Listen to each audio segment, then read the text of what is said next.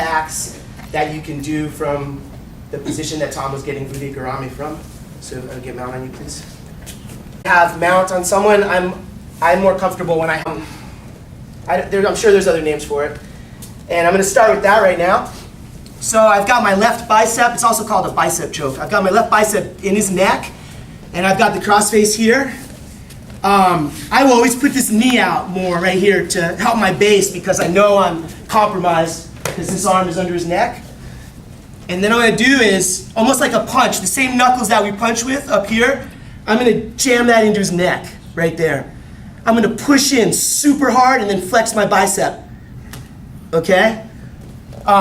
We kind of use that as a toughness detector in my dojo where we train. When new guys come in, we love to try to get the knuckles choke on them and see. Some guys, a lot of guys can withstand that. But a lot of new guys can't, and I don't know, we'll have to see amongst everybody who can withstand it, we'll see.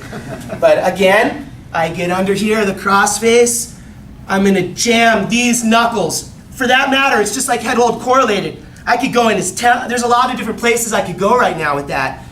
For this one though, I'm just gonna jam these knuckles right in his neck. If I was wearing a gi, I would be pulling the sleeve on my gi right now.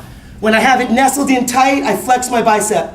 Boom. If he is super tough and this is not working, but I still have control, I'm just gonna slide my hand. So I'm here, it's not working, I'm squeezing, I'm doing everything I can. I'm just gonna slide my hand onto his throat with a hammer fist right now. I'm gonna put all the weight on my pack, my left pack, and just tripod down, boom, on his neck right there.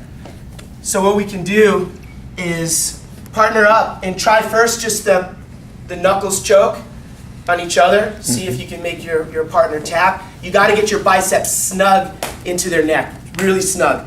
Jam this in there, get as tight as you can. See if you can get it by just flexing that bicep. You should, if you're doing everything right, all you should have to do is flex that bicep to get the tap. Okay, and then we'll go from there. Just in here like that.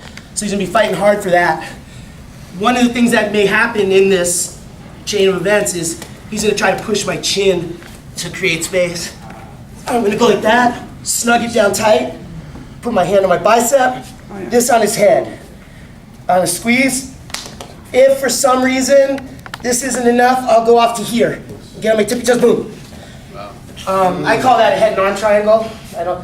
I'm sure there's perhaps a... Yeah, we call it Suyoi cut the guy. Yeah, you ever put it on your own head? My arms are not flexible. Oh, you no, you gotta reach around there. some of us aren't as, you know. Okay. I do inflict plenty of self-pain on myself, though. When he puts it on you, where are you feeling the pressure in your neck? The first one, it kind of cracked the back of my spine. You know, and the second one, the whole thing was paralyzed. Maybe it's a choke / neck crank, too. But again, what I want to do is the same position. I like it. If I even feel it's starting to go, if I can get my head over there and trap it right now, I'm going to, just like Harakajime, I'm going to get on my bicep, put this on his head, and just squeeze. I'm choking him with his own shoulder. If the guy's super tough and he's fighting it, I'm going to hop off to here, and now I have the angle, and I have even more leverage for the choke. Any questions on that? Yeah, the first one feels like a crank, the second one more like a choke. Okay, everybody try it.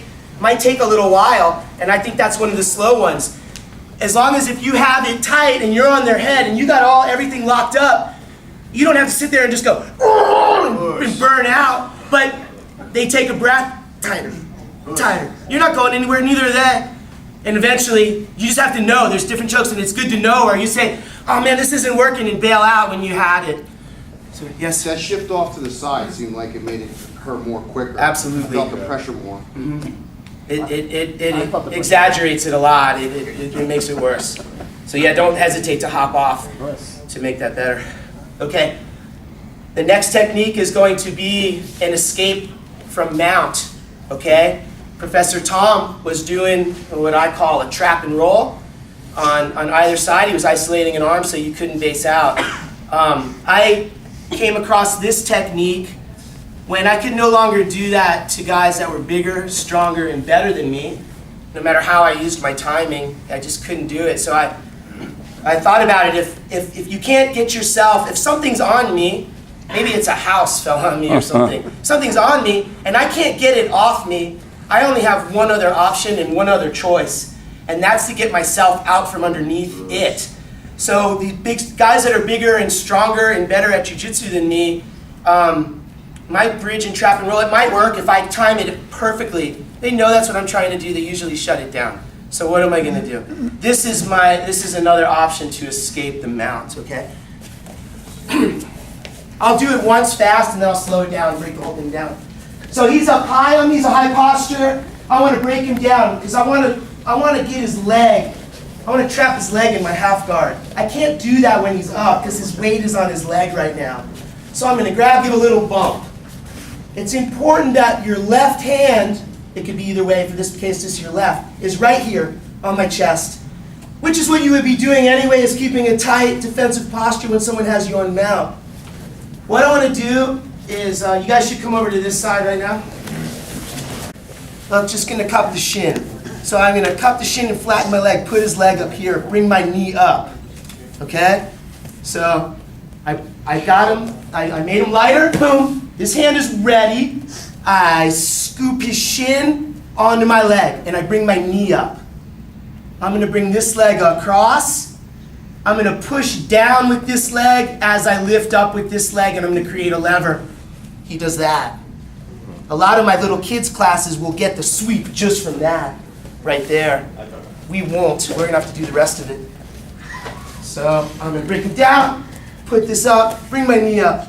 Now, I scissor, and I shoot out back, boom. And go attack the back, okay? You can break that down. I'll do it one more time. So, bring it down, scoop the shin, put it up. As soon as I put it up, I'm gonna bring my knee up. That gives me room for this leg to go here. I'm gonna create the lever, I shoot this here. And now I'm not moving him off of me as much, I'm moving him off me at the same time that I'm moving myself out from underneath him. It can be fast and explosive, or it can be incrementally. I'm just gonna go here, turn, boom, hug the leg. Maybe I want to stand up and get out of here or whatever. I'm going to keep fighting on the ground from that point. I would say for round one, you guys figure out the lever effect. Everybody just create that lever where your uki's leg opens up right there. Can you show the foot position? Because, I mean, obviously we're in gis, we have cups on, but just so we know where that position is. Sure. It looks like it could be close to the groin, but where exactly are you placing the foot inside your leg? Because when you're closing your leg, it's hard to see exactly Okay, where I'll the put foot my will be. feet right towards you. So I'm here, I lift here, I put it up. It's not on my groin, it's on my inner thigh. And now when I go here, Yes, okay. okay, I'm pushing down and I'm lifting up. All the while, this hand is important because this is going to hug his leg. Yes. Okay? Okay, yes, thank you. All right. Partner up and do that. Yes.